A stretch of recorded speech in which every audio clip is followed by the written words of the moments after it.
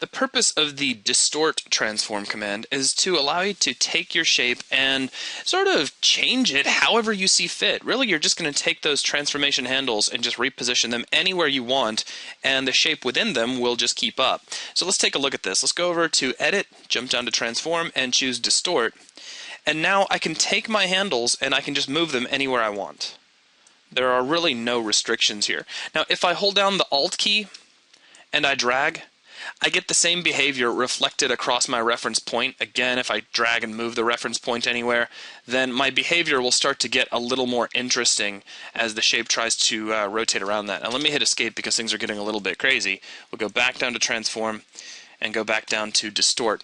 But really, again, the idea here is just that you're kind of breaking all the rules, and you're saying, I just want to reshape this in some very particular manner. It is extremely handy if you have something like a square shape that you need to fit onto a particular shape in the distance loop. For instance, if I start off with just this square, but I need to fit it directly onto a photograph of something like a billboard or something like that, I can just simply go over to Distort, and I can move the corners to the exact corners of the billboard and the photograph.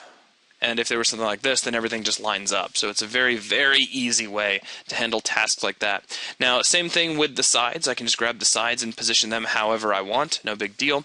If I hold down the Shift key, I am changing the behavior slightly in that I am only dragging either along one edge or along another. What does that mean? Notice that in this particular case, my corner here has one edge leading up and to the left, and then another edge leading down and to the right. And if I hold down Shift, it's like I'm just sliding that point in the same direction as those edges. And there is a little bit of a pop once I make it back to the point where they would intersect one another, so at the original location of the shape.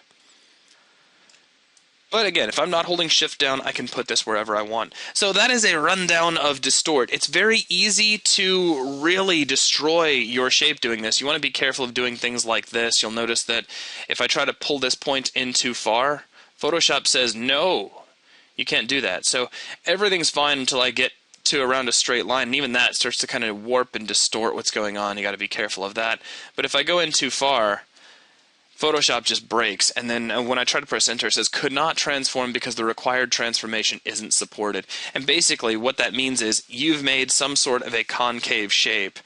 And in this case, concavity, basically saying that I have a shape that a line would go into and come back out of and then re-enter.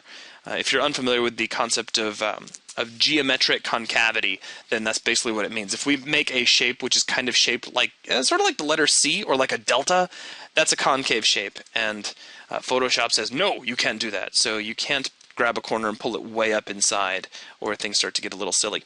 So that will wrap things up for this video. Thanks for watching.